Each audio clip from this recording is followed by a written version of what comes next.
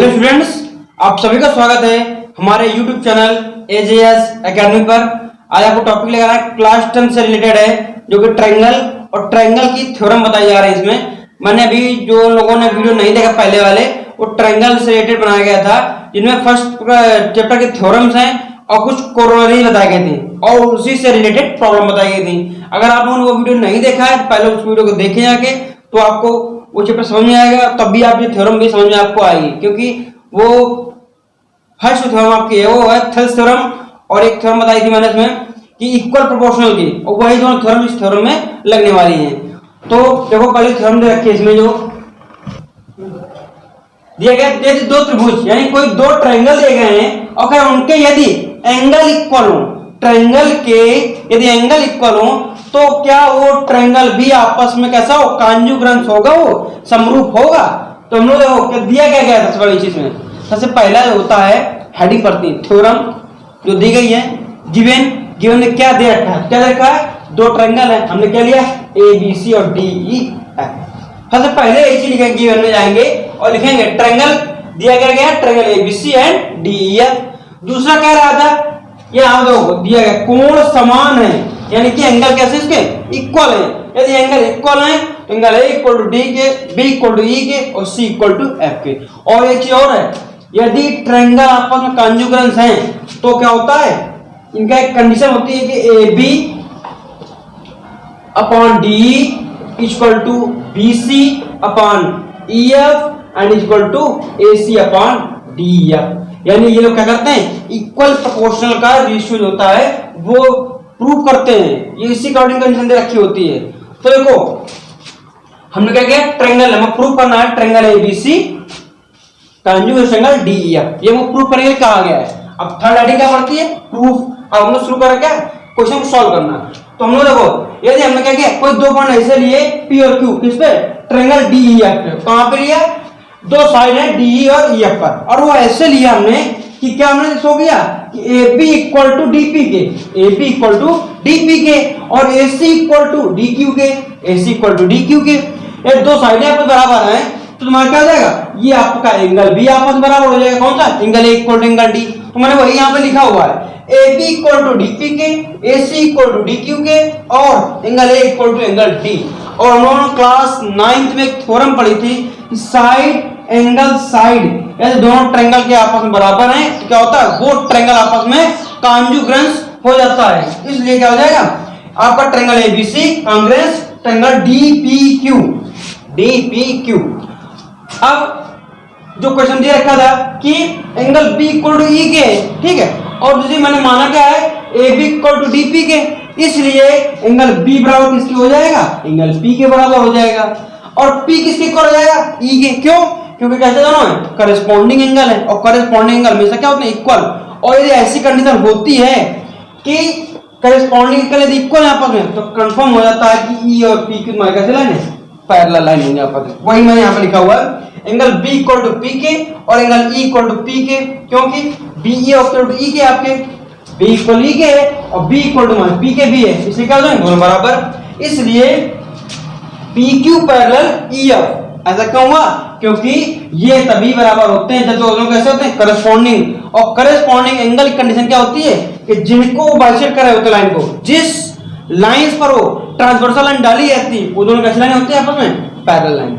इसलिए क्या लिखा गया, DPQ पैरेलल EF के।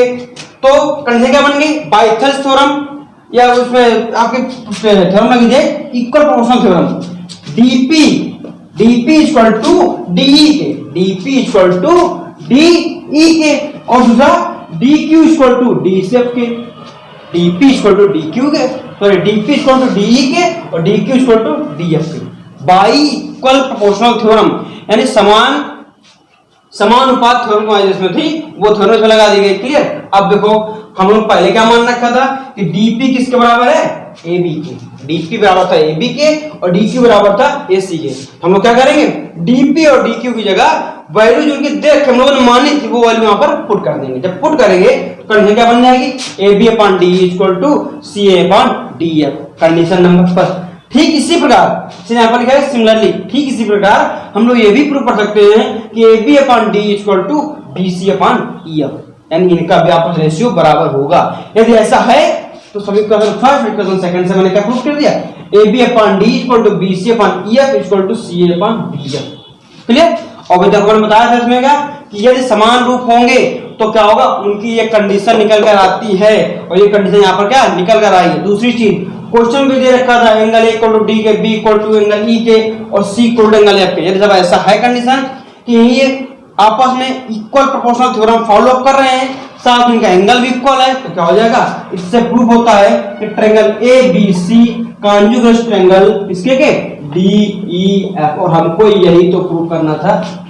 बिल्कुल सिंपल है, केवल आपको कंडीशन पे ध्यान रखना है। कौन सी सबसे ज्यादा प्रयोग और एक कक्षा 9 की क्लास 9 की थ्योरम ट्रायंगल से रिलेटेड थी, वही प्रयोग हो रही। अभी आपको पहला था साइड एंगल साइड रिलेटेड है, अभी साइड साइड साइड बताया गया। यहाँ पर देखो, यहाँ बताया एंगल एंगल एंगल का, अब अगला बताएंगे साइड साइड साइड की थ्योरम।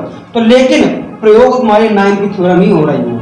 तो मेन आपका मोटो क्या है, आपको किसी माध्यम से आपको ट्रायंगल कॉन्जुगेट प्रूव करना होगा और उसी से रिलेटेड क्या होगा, आपको अगले ट्रायंगल को प्रूव करना होगा।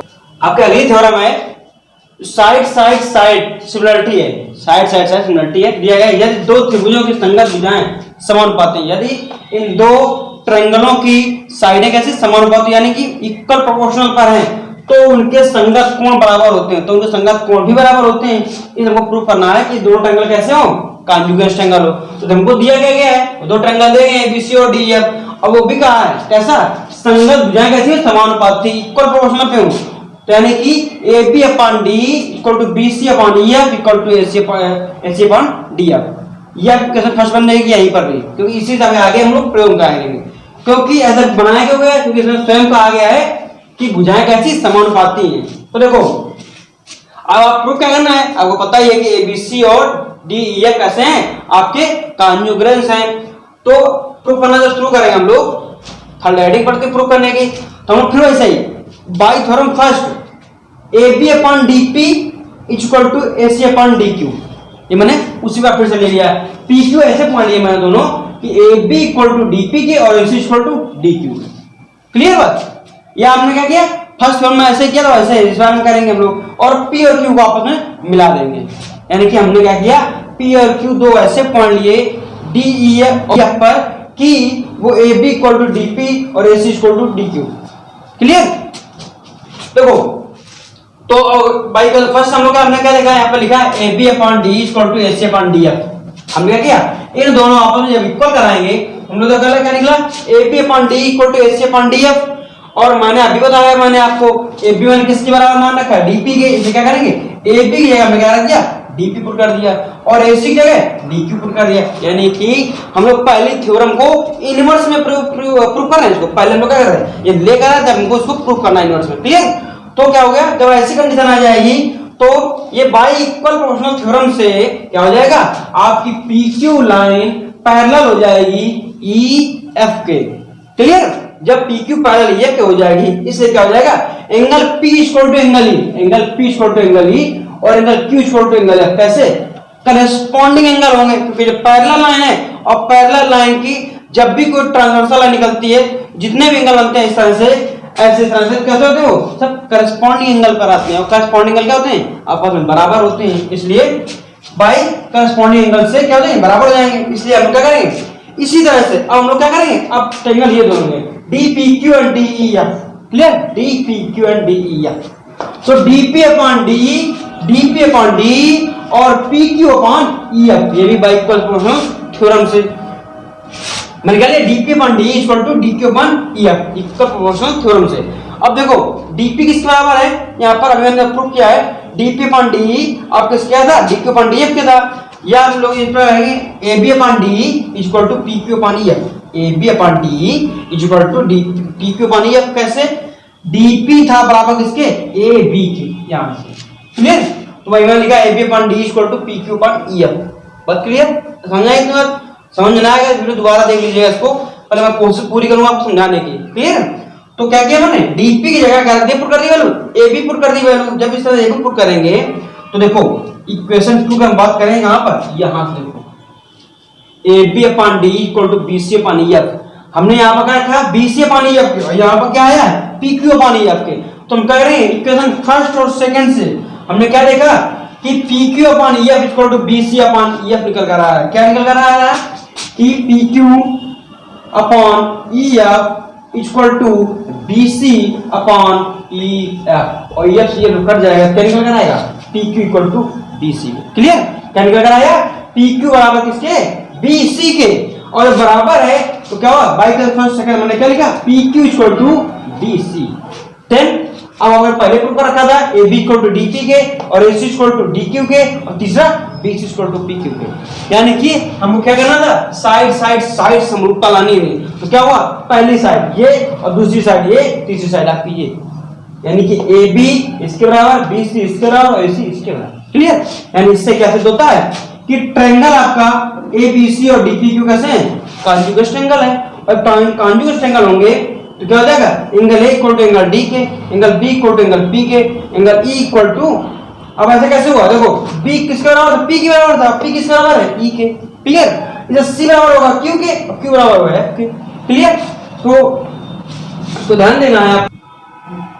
और एक कंडीशन होती है जब किसी दो त्रिभुजों के दो कोण बराबर होते हैं, यानी जैसे ये और ये आपस बराबर है तो कैसे होते हैं, दोनों समरूप होते हैं, समान कोणिक होते हैं। इसी प्रकार ये इसके बराबर, ये भी तो इसके बराबर है, ये इसके बराबर, ये इसके बराबर, क्या होता हम बात करें एक triangle A B C conjugate triangle D P Q के, ये भी कॉन्जुगेट हो जाएगा। और बात करें ट्रायंगल ए बी सी के कॉन्जुगेट डी ई एफ के, तो ये भी कॉन्जुगेट होगा। क्यों?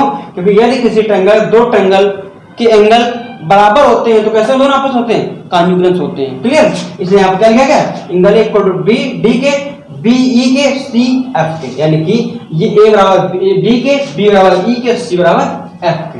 क्लियर बात? इस प्रकार से हमने साइड साइड साइड से इसको प्रूव किया और क्या हो जाएगा प्रूफ हो जाएगा तो एंगल एंगल इसके बराबर होंगे, ट्रायंगल आपस कैसे हो कॉन्जुगेट होंगे। तो थैंक यू, अगला वीडियो आने का इंतजार करें और वीडियो को पूरा अंत तक देखें, जो बताया गया उसको नोट करते जाएं, क्योंकि ये सब थ्योरम जो है आपके हाई स्कूल के एग्जाम बोर्ड में बोर्ड में पूछी जाती हैं और इसी से रिलेटेड जितने तुम्हारे आगे प्रॉब्लम्स आएंगी सब इसी से रिलेटेड लगेंगी। क्लियर? जो मैंने पॉइंट बताया मैंने उनको ध्यान देना है और उनको पूरा नोट करके रखना है। क्लियर? Thank you.